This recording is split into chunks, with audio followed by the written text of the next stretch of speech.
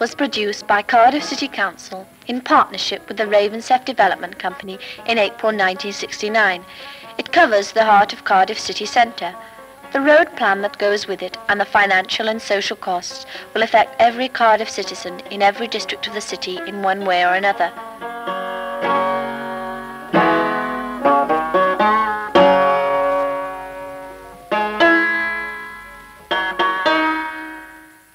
There is not much in the April plan about houses and where people live, but the redevelopment plan for the city centre is one act in a long play, and the play has a great deal to do with where and how people live in cities. For some years, the older central working class residential areas have been progressively demolished under the so-called slum clearance.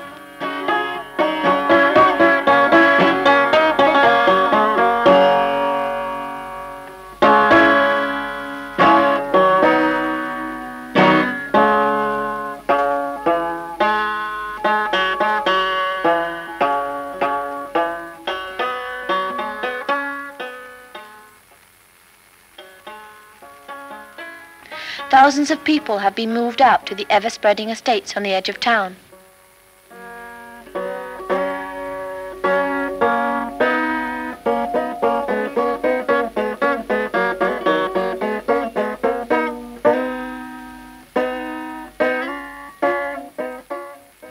For the younger people and children, there is space and perhaps some greenery for the first time. There are modern houses and flats. For the older people, it can be a cruel uprooting and mean separation from relatives and friends.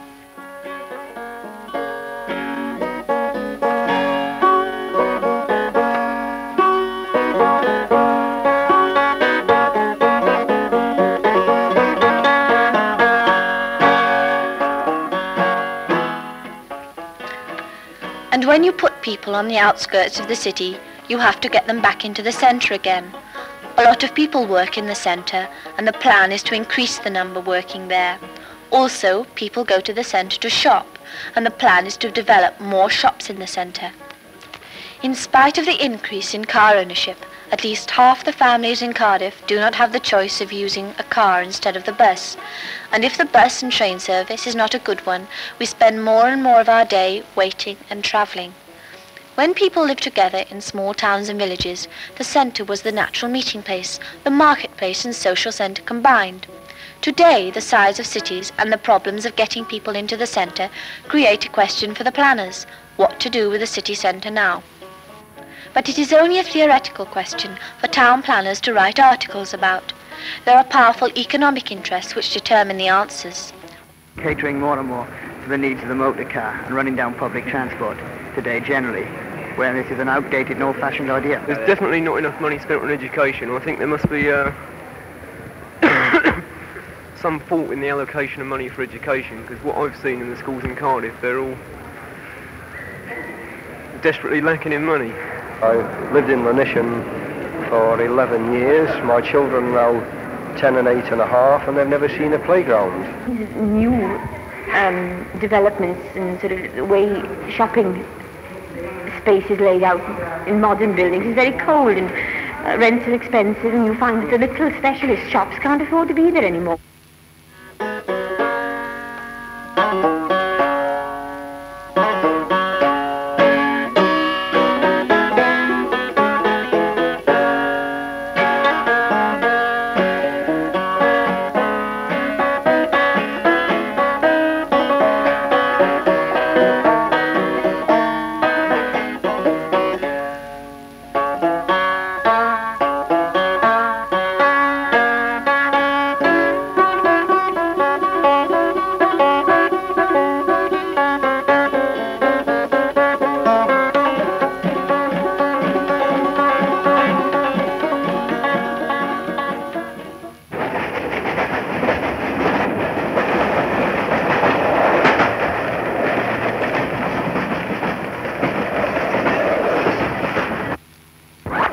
what you do in Cardiff?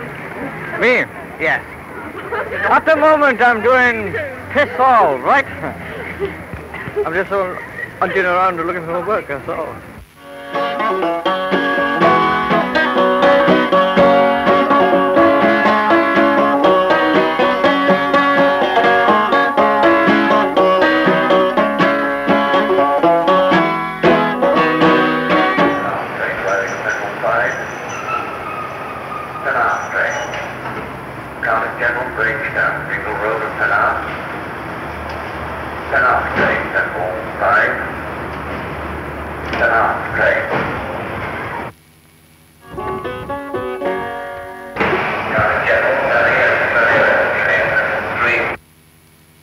There is profit in shop and office developments. To be a landlord to shopkeepers and businesses is a very steady number with prospects for long-term returns, just right for the big insurance companies. One office block of 100,000 square feet at a rent of say £2 per square foot per year will soon repay the cost of land and the building. And if there are empty shops already and empty offices already, the Cardiff plan is to put another 1 million square feet of offices right in the heart of the city, and to add another 750,000 square feet of shops. That could be 200 or 300 more shops. The skill consists in arranging with the council to put the roads and car parks and bus stops so that people will naturally arrive at the new developments. If there are too many shops overall, the best located ones will survive.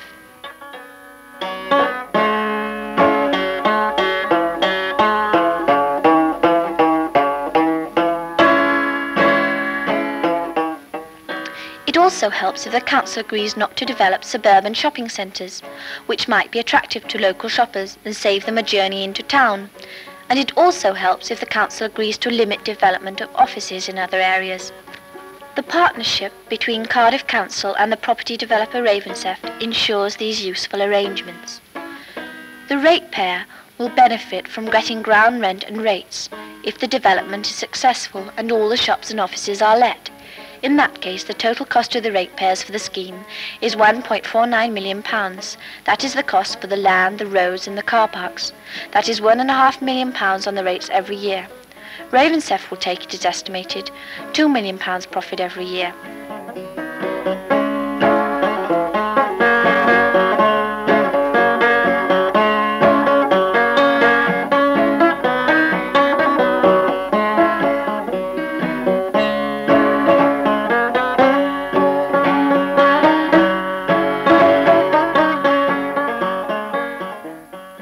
What do we get for our money? One of the promises is that there will be no more traffic congestion and the pedestrians will be freed from traffic when the centre and the roads are finished.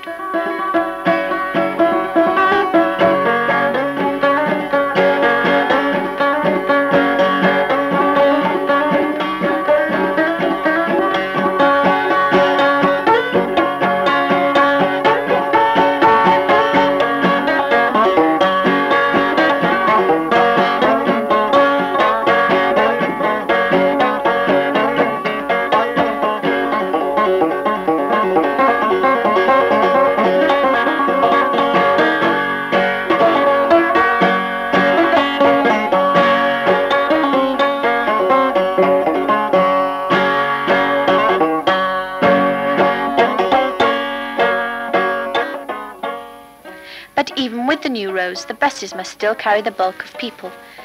If the buses are not an attractive alternative to cars, then in spite of all the expenditure on roads and shops and offices, there will be congestion again, and more cars will be in the jams. There is nothing in the plan to show how the bus service will or can be improved. We have the evidence of the present state of the bus service to say that it is failing now and will not be improved. It takes money to make the buses attractive, money for wages and to keep the fares cheap. Where will it come from when the ratepayers are forking out £1.5 million for the shop and office development? And if it is not forthcoming, congestion will be as bad. The partnership has spent £40,000 of ratepayers' money on a public relations exhibition to sell the plan to the Cardiff people.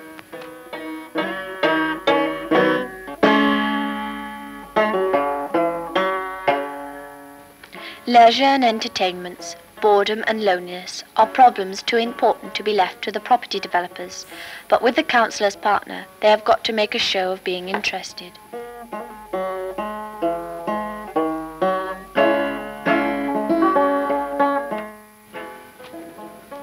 But the cost of the plan is not just what faces us at the rates demand for the central area. There is the cost of the road network throughout the city. You cannot build up the centre without providing access to it. The cost is more than money, the cost is in homes and communities. The most notorious access in Cardiff is the so-called Hook Road. It is a 6-lane motorway which will knock down 1,500 houses in its path to Ravenseth's shops and offices. The money cost from rates and taxes is another £20 million on the final bill. A large investment is making Cardiff like an American city, and like them, no nearer solving its traffic congestion problems.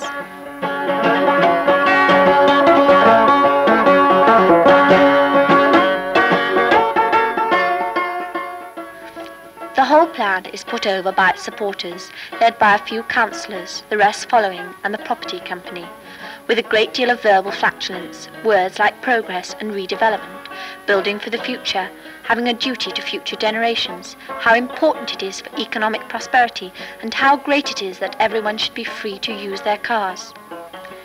This short film is our contribution to trying to describe the reality. After the demolitions and the huge motorways, and when we are paying the bills, and we have got the office blocks and all the shops in the centre, and the amusement arcades and casino, what will the city be then? Something that has grown out of the real needs and wants of all the people of Cardiff, or something else?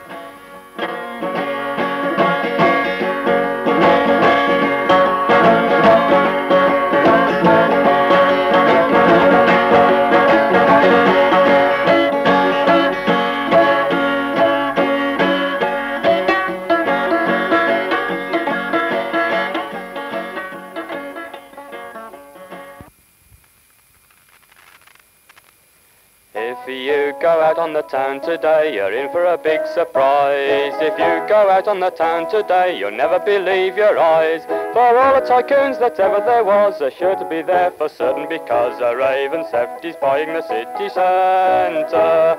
It's picnic time for Ravenseth, and all the profiteers are rubbing their hands expectantly. It's rake-off time for Ravenseth, and all the property developers are full of glee. It's multi-storey office blocks, they're springing up as far as the eye can see. And who cares if the buildings are boring, as long as the rentable value keeps soaring for clever little profiteers.